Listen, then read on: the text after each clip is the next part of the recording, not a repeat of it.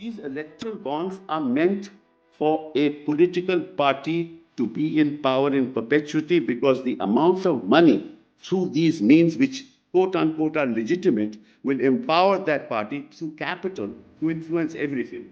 This is the most unconstitutional, undemocratic, unfair scheme that destroys the very basic structure of our constitution. Free and fair elections is the basic. This scheme is neither free nor is it fair. It's not free because the industrialists cannot say no.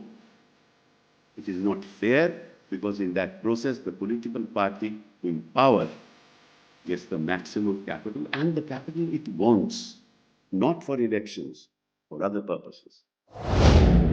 Few minutes more. I don't want to trouble your lordships. Incentivizing the use of banking channels.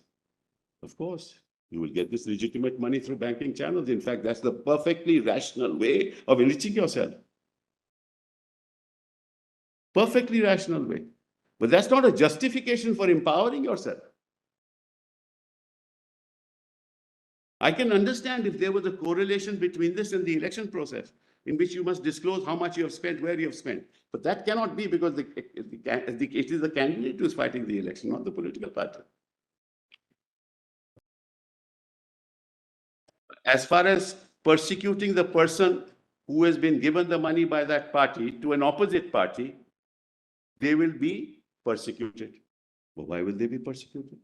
Well, let me tell your lordships, just to tell your lordships what the reality is. A big industrialist who has enormous power will give it to all political parties.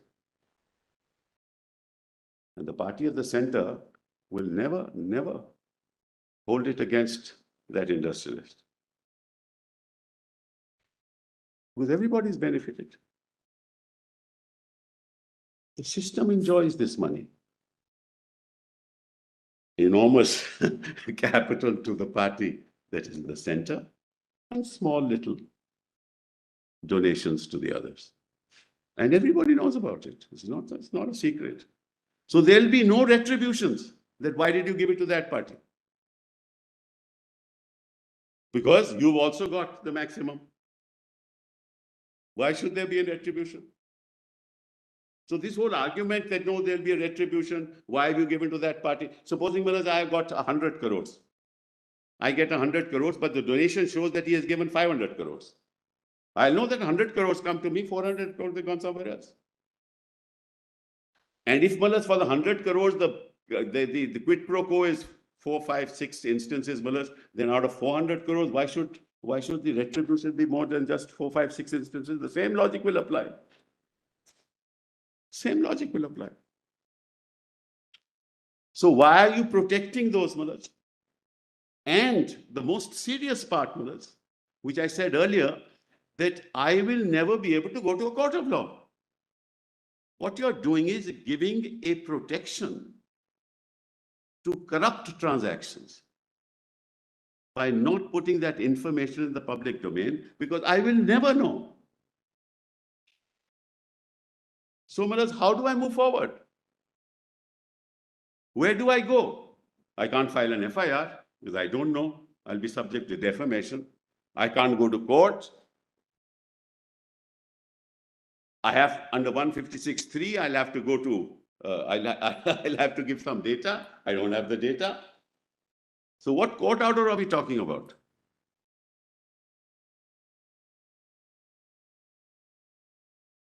Don't shield the process of corruption itself by allowing this to go on. If you want to deal with corruption, the first thing to do is to quash this scheme. This is the surest way for political perpetuity. Having said that, just 5 more minutes. Then, Maharaj, the respondents argue that EBS is a matter of financial economic policy. It certainly is not. It deals with elections, nothing to do with financial policy. In fact, the EBS and amendments on which it is based changes the very ground rules of the electoral process. The very ground rules, which negates any presumption of constitutionality and on the contrary requires heightened judicial scrutiny. That's the answer to that question of financial and economic policy. Economic policy in the bearer bonds issue because that way you can bring black money into the economic system and pay tax on it. This has nothing to do with it. Two, he said, he argues that making the identity of donors an extension of secret ballot, the right to vote and donating of funds are distinct. The right to vote is secret ballot. Donation of funds cannot ever be secret. Three, he says there is no uneven playing field. I will demonstrate it yourself. The entire field is uneven. Four, they say the respondent has distinguished ADR and PUCL on the ground that the information sought for in those cases already existed and just needed to be disclosed. In this case, the only reason the information about the identity of donors is unknown in the present case is the structural design of the system. You have structured the scheme in such a way that it's unknown. So, I really don't want to say anything more. All I can say is, and what is the public interest that is being served here? I don't understand what the public interest is. Public interest not to know, not to disclose. And who are you protecting? For what purpose are you protecting these people? You are actually protecting yourself because you know who has donated. It is self-protection, self-preservation, self-perpetuity.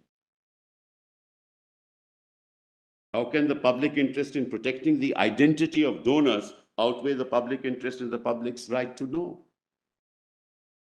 To be free from corruption.